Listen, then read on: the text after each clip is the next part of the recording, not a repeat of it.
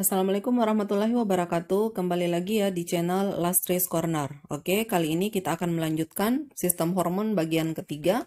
Kali ini kita akan membahas mengenai hormon yang dihasilkan oleh kelenjar adrenal, Langerhans, kelenjar gonad, dan kelenjar usus dan lambung. Jadi silakan adik-adik simak hormon-hormon apa saja yang dikeluarkan oleh kelenjar ini dan fungsinya apa saja ya. Tapi sebelumnya jangan lupa like, share, dan subscribe untuk membantu saya membangun channel ini.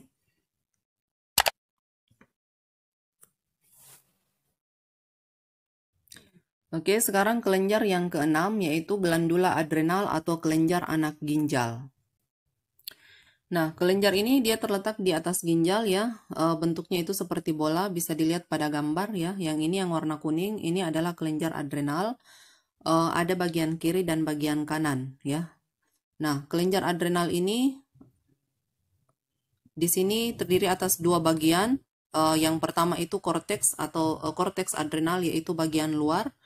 Bisa dilihat di sini ya, ini bagian luar ini disebut korteks adrenal yang berwarna kuning. Kemudian yang di dalam itu disebut dengan medula bagian tengah. Nah, untuk bagian korteks adrenal di sini dia menghasilkan hormon deoksikortison dan hormon kortison. Jadi dia menghasilkan dua hormon yaitu deoksikortison dan hormon kortison. Nah, fungsi dari hormon ini adalah untuk mempengaruhi proses penyerapan, karena kita ketahui di ginjal itu ada berfungsi sebagai proses penyerapan air ya. Jadi proses penyaringan darah ya. Jadi selain itu terjadi juga reabsorpsi atau penyerapan. Nah, apabila kita kekurangan hormon ini, deoksikortison dan kortison, itu bisa menyebabkan penyakit Addison ya. Penyakit Addison itu ciri-cirinya tekanan darah rendah dan nafsu makan hilang. Kemudian hormon yang kedua yang dihasilkan adalah hormon mineral kortikoid. Nah, fungsi dari hormon ini adalah mengontrol metabolisme ion anorganik. Kemudian yang ketiga yang dihasilkan adalah hormon glukokortikoid. Ini untuk mengontrol metabolisme glukosa. Ada kata gluko itu artinya glukosa. Dan yang keempat adalah hormon androgen. Nah, hormon androgen ini bersama-sama dengan hormon yang berasal dari gonad, dia itu berfungsi untuk menentukan sifat kelamin sekunder pada pria. Artinya kalau hormon yang berasal dari gonad itu artinya yang dimaksud adalah hormon testosteron.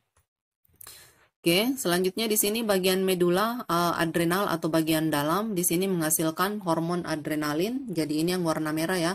Di sini dihasilkan adalah hormon adrenalin atau biasa disebut dengan epinefrin atau suprarenin atau suprarenin ya, dan noradrenalin. Jadi hormon adrenalin dan noradrenalin. Nah, di sini fungsinya adalah yang pertama itu mengubah glikogen menjadi glukosa. Nah, glikogen ini merupakan gula otot. Jadi glukosa. Glikogen ini gula otot, artinya gula yang disimpan di dalam otot pada saat kita mengkonsumsi karbohidrat. Gula sudah berlebih, maka kelebihan gula ini akan diubah menjadi glikogen dan disimpan di dalam otot. Jadi, apabila kadar glukosa di dalam darah kita habis, maka selanjutnya glikogen ini akan diubah menjadi glukosa. Nah, proses pengubahan glikogen menjadi glukosa ini itu dibantu oleh hormon adrenalin. Oke, yang kedua, bersama dengan insulin, dia berfungsi untuk mengatur kadar gula dalam darah. Ya, kenapa dikatakan bersama insulin? Karena insulin ini berfungsi untuk mengubah glukosa menjadi glikogen. Ya, jadi insulin ini berfungsi mengubah glukosa menjadi glikogen. Sebaliknya adrenalin berfungsi untuk mengubah glikogen menjadi glukosa. Jadi dia berkebalikan atau antagonis. Kemudian fungsi yang lain adalah melonggarkan pernafasan. Kemudian menyempitkan pembuluh darah sehingga bisa menaikkan tekanan darah dan denyut jantung meningkat. Jadi salah satunya itu hormon adrenalin ini diproduksi pada saat kita lagi cemas atau ketakutan ya. Nah, maka itu denyut jantung kita menjadi lebih cepat daripada biasanya. Nah, pada saat itulah diproduksi hormon adrenalin. Jadi pada saat denyut jantung kita tidak beraturan, itu diproduksi hormon adrenalin. Jadi adrenalin ini salah satunya adalah mempercepat denyut jantung. Kemudian dilatasi bronkiolus. Jadi bronkiolus ini merupakan saluran pernafasan. Kemudian dia juga mengatur gerak peristaltik. Gerak peristaltik ini adalah gerakan yang terjadi pada saluran pencernaan yang berfungsi untuk mendorong dan menghancurkan makanan. Oke, selanjutnya di sini adalah glandula Langerhans atau kelenjar Langerhans. Ini letaknya pada pankreas. Nah, ini letaknya itu di pada pulau-pulau Langerhans pankreas. Nah, bisa dilihat ya, ini adalah pankreas. Dia itu sekilas modelnya seperti bulu ayam, terletak pada lambung, dekat lambung ya. Jadi dia terjepit di antara lambung. Hasilnya ini adalah hormon glukagon. Glukagon ini adalah berfungsi mengubah glikogen menjadi glukosa. Jadi dia fungsinya tadi sama dengan adrenalin. Mengubah glikogen menjadi glukosa. Glikogen ini adalah gula otot, glukosa ini adalah gula darah. Gula darah inilah yang menjadi sumber energi kita, ya. Jadi apabila gula darah kita habis, maka glikogen yang tersimpan di dalam otot ini akan diubah menjadi glukosa dengan bantuan hormon glukagon atau hormon adrenalin tadi. Kemudian hormon yang kedua yang dihasilkan adalah hormon insulin. Hormon insulin ini berfungsi mengubah glukosa menjadi glikogen sehingga mengurangi kadar gula di dalam darah. Jadi bagi penderita diabetes mellitus biasanya mereka kekurangan hormon ini, hormon insulin ya, sehingga apabila mereka mengkonsumsi makanan yang manis atau karbohidrat, itu kadar gulanya naik dan tidak ada yang membantunya untuk mengubahnya menjadi glikogen sehingga kadar gulanya terus meningkat. Oke, selanjutnya kekurangan hormon insulin ini bisa menyebabkan penyakit diabetes mellitus atau kencing manis ya. Oke. Kelenjar yang ke-8 adalah kelenjar kelamin atau gonad. Untuk pria, kelenjar kelamin pada pria ini yang pertama adalah testis ya, testis. Testis ini mengandung sel-sel Leydig ya yang menghasilkan hormon testosteron.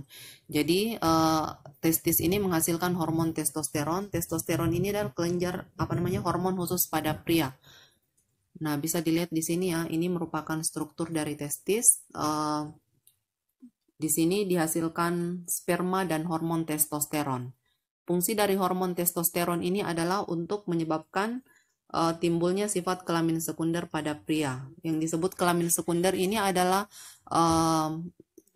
ciri-ciri yang menyatakan bahwa dia ini pria tanpa harus melihat jenis kelaminnya. Contoh ya, kelamin sekunder itu misalnya suaranya berubah, kemudian dadanya bidang,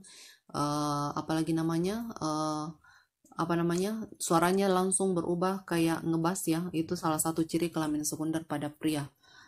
Kemudian dadanya menjadi bidang. Oke, tumbuh jakun pada leher. Itu adalah ciri kelamin sekunder. Kemudian selain itu fungsi hormon testosteron yang lain adalah mempengaruhi spermatogenesis. Kemudian selanjutnya di sini kelenjar kelamin gonad pada wanita. Kelenjar kelamin pada wanita itu adalah ovarium. Ovarium ini fungsinya adalah mensekresikan hormon estrogen dan progesteron. Jadi di sini ovarium menghasilkan dua jenis hormon yaitu estrogen dan progesteron. Nah, bisa dilihat di sini ya, ini adalah ovarium, tepat dihasilkannya sel telur. Jadi selain untuk menghasilkan hormon estrogen dan progesteron, ovarium ini berfungsi sebagai tempat dihasilkannya sel telur. Nah, fungsi dari hormon estrogen ini adalah pematangan dan memelihara sistem reproduksi. Kemudian yang kedua, pertumbuhan alat kelamin dan tanda kelamin sekunder pada wanita. Nah, kalau pada wanita itu ciri kelamin sekundernya itu contohnya misalnya payudara tumbuh, kemudian pinggul bertambah besar, kemudian haid pertama ya, itu adalah ciri kelamin sekunder pada wanita. Kemudian fungsi hormon progesteron ini adalah mempersiapkan uterus untuk menerima embrio. Jadi setiap bulannya itu pada wanita uterusnya atau rahimnya itu menebal sekitar sampai 7 cm. Ya, penebalan ini itu dipicu oleh hormon progesteron dan estrogen. Jadi dua-duanya hormon ini berfungsi untuk mempersiapkan uterus untuk menerima embrio. Oke. Kelenjar yang terakhir ya, yang ke-9 yaitu kelenjar usus dan lambung. Untuk usus halus, jadi usus yang dimaksud di sini adalah usus halus. Di sini dia mengeluarkan dua macam hormon yaitu sekretin dan kolesitokinin. Nah, untuk hormon sekretin ini berfungsi untuk merangsang sekresi atau pengeluaran getah pankreas. Jadi, getah ini cairan ya, cairan pankreas yang mengandung enzim yang nantinya akan dimasukkan ke dalam usus halus. Salah satu fungsinya itu adalah untuk membantu menghilangkan kadar asam pada bubur lambung ya. Jadi itu untuk mengurangi kadar asam pada bubur lambung.